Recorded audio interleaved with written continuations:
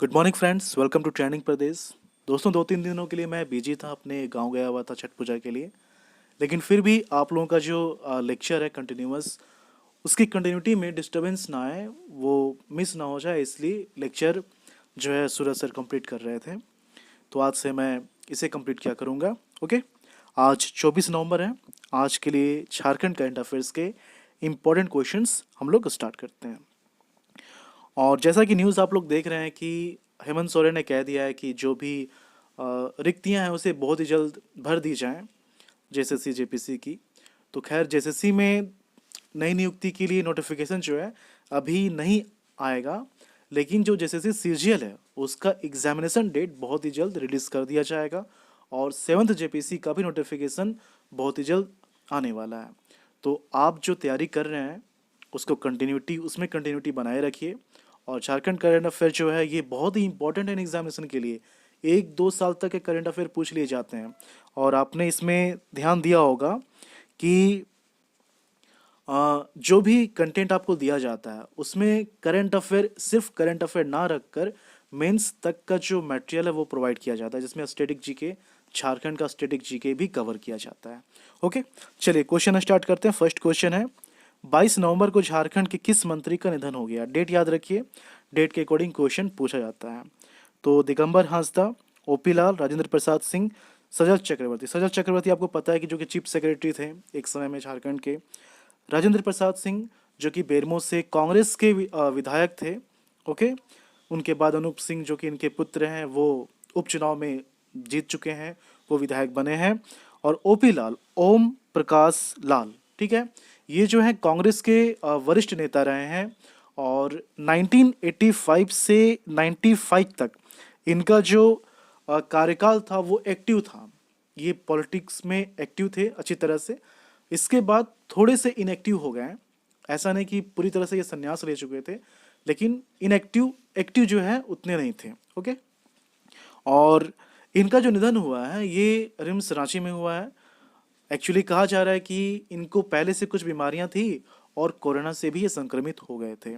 और हाँ, आपको पता होगा कि बाघमारा सबसे कम मार्जिन में जो है चुनाव बाघमारा में ढुल्लू महतो ने जीता था।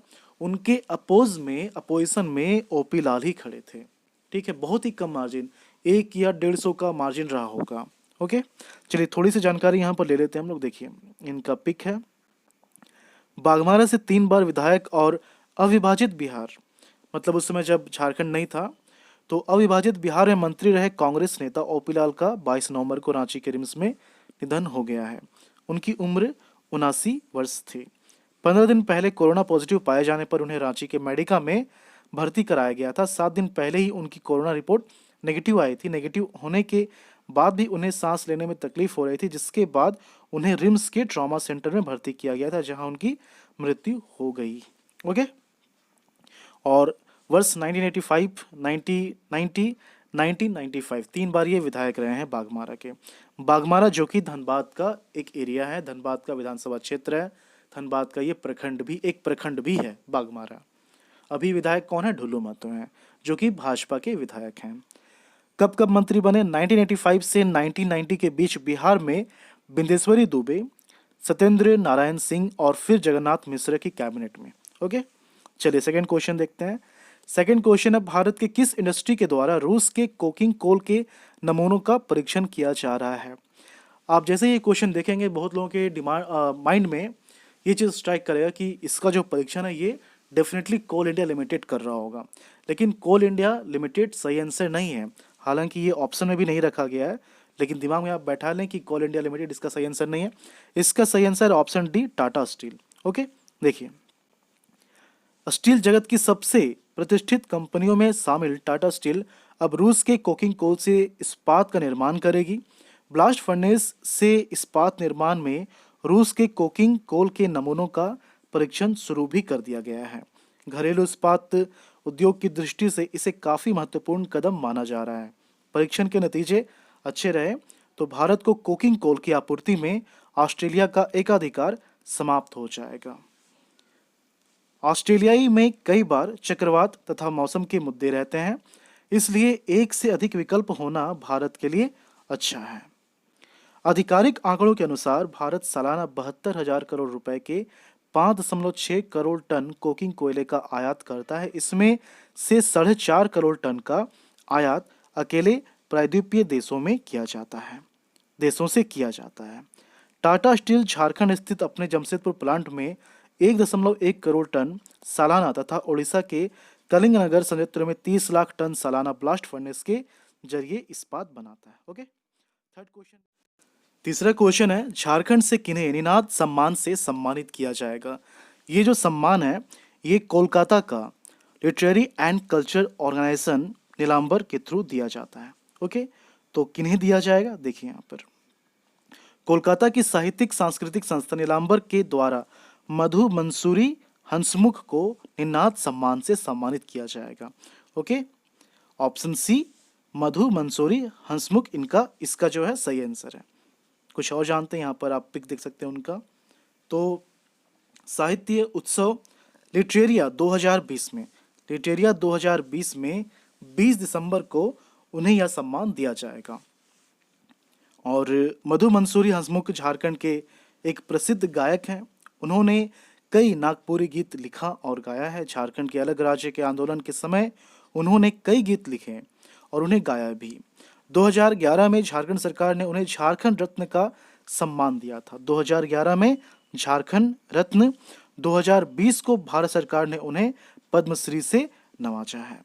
2 अगस्त 1956 को रातू प्रखंड के स्थापना कार्यक्रम में उन्हें पहली बार गाना गाने का मौका मिला था पब्लिकली, और तब से लेकर अब तक यह जारी झारखंड आंदोलन की हर छोटी बड़ी सभा में उनके गीत नारे का रूप बनने लगे थे। 2007 में उनका गीत गांव छोड़ब नाही काफी लोकप्रिय हुआ, जिसे देश दुनिया के कई मंचों पर गाया जा चुका है। ओके, चलिए फोर्थ क्वेश्चन देखते हैं। फोर्थ क्वेश्चन है, house wife the nation maker नामक पुस्तक की लेखिका का क्या नाम है? इनका जो राइटर है वो कौन है? House wife the nation maker. Okay, तो house wife the nation maker नामक पुस्तिका की लेखिका का नाम है अभिलाषा सिंह। ठीक है, यहाँ पर ऑप्शन सी जो है इसका सही आंसर है, अभिलाषा सिंह।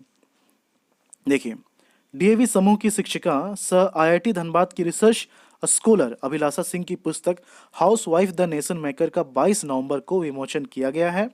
कार्यक्रम में मुख्य रूप से BBMKU मतलब विनोद बिहारी महतो कोयलांचल विश्वविद्यालय धनबाद के registrar colonel MK Singh, railway के पूर्व SDPO उज्जवल आनंद मौजूद थे।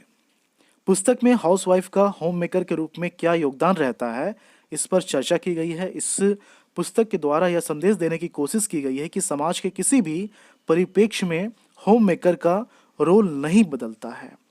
पांचवा क्वेश्चन है, प्रधानमंत्री आवास योजना के परफॉर्मेंस इंडेक्स डैशबोर्ड में झारखंड का पूरे देश में कौन सा स्थान है? किसमें? प्रधानमंत्री आवास योजना में। तो इसका जो रैंक है ये पूरे देश में इसका दूसरा स्थान है। ठीक है, ऑप्शन बी इसका सही आंसर है। चलिए थोड़ा सा और जान लेते हैं हम लोग यहाँ पर। प्रधानमंत्री आवास योजना के परफॉर्मेंस इंडेक्स डैशबोर्ड में झारखंड का पूरे देश में दूसरा स्थान है। यह जानकारी झारखंड के ग्रामीण विकास मंत्री आलमगीर आलम के द्वारा केंद्रीय ग्रामीण विकास मंत्री नरेंद्र सिंह तोमर को दी गई है। प्रधानमंत्री आवास योजना के प्रथम चरण में झारखंड में कुल 5,88,791 आवास बनाने का लक्ष्य रखा गया था, जिसमें 5,08,67 आवास के निर्माण के लिए स्वीकृति दी जा चुकी है। प्रधानमंत्री आवास योजना के दूसरे चरण में झारखंड में कुल 3,20,000 आवास बनाने का लक्ष्य रखा गया था, जिसमें से 3,21,431 आवास के निर्माण के लिए स्वीकृति दी जा चुकी है। ओके, लास्ट लेक्चर का क्वेश्चन है, आयुष्मान भारत योजना के तहत राज्य के कितने जिलों के सरकारी स्कूल के छात्र छात्राओं को उस स्कूल का हेल्थ एम्बेसडर बनाया जाएगा? देखिए, इसमें बहुत सारे स्टूडेंट्स को कन्फ्यूज़न होता है कि ये जो जिले हैं एक्चुअली आकांक्षी जिले जितने हैं झारखंड में 19 जिले टोटल हैं, तो सभी आकांक्षी जिलों में ये जो है स्कीम चलाया जा रहा है। मतलब आयुष्मान भारत योजना के तहत सरकारी स्कूल के छात्र छात्राओं को उस स्कूल का हेल्थ एम्बेसडर बनाया जाएगा। तो स्टूडेंट्स कन्फ्यूज़न में रहते हैं कि कितने ज़िले हैं। मैं भी यहाँ पर बता रहा हूँ। एक तो ऑप्शन डी इसका सही आंसर है, 19 ज़िले। और ये जो है राज्य के 19 आकांक्षी जिले के सरकारी स्कूल के 2 छात्र छात्राओं को उस स्कूल का हेल्थ एम्बेसडर बनाया जाएगा। इन दोनों को सबसे पहले इस दोनों को सबसे पहले किशोरावस्था में छात्र छात्राओं में होने वाले बदलाव, एग्रेशन, फिजिकल, सोशल, इमोशनल और मेंटल हेल्थ के बारे में जानकारी दी जाएगी। ठीक है, यहाँ पर मैंने लिख दिया है कि धनबाद, सरायकेला खरसावां, देवघर, कोडरमा और जामताड़ा को छोड़कर जितने भी जिले बच जाते हैं वो सभी 19 जिले जो हैं आकांक्षी जिले की सूची में आते हैं। और कुल भारत में अगर देखा जाए तो कुल ऐसे 112 जिले हैं। ठीक है, तो हर साल इन जिलों के परफॉर्मेंस के आधार पर अलग से रैंकिंग की जाती है, जिसे कि डेल्टा रैंकिंग कहते हैं, और जिसे ये नीति के द्वारा जारी किया जाता है। ठीक है, आज के लिए आपका क्वेश्चन है, झारखंड के मजदूरों को राज्य और दूसरे राज्यों में रोजगार उपलब्ध कराने के लिए श्रम विभाग ने किस संस्थान के साथ एमओयू पर हस्ताक्षर किया है। ठीक है, तो ऑप्शंस क्या है? ऑप्शन है internet services India private limited, labour net services India private limited, रोजगार net services India private limited, या फिर मजदूर net services India private limited. तो आप अपना आंसर जो है कमेंट के थ्रू हमें बताएं और अपना फीडबैक जो है हमेशा इसी तरह से देते रहें, क्योंकि ये हमारे लिए काफ़ी इंपॉर्टेंट है। इसी के थ्रू अपने कंटेंट में हम लोग इम्प्रूवमेंट करते हैं, मॉडिफिकेशन करते हैं। ओके, उम्मीद है ये लेक्चर आपको पसंद आया होगा। तो मिलते हैं झारखंड के अगले वीडियो में। धन्यवाद।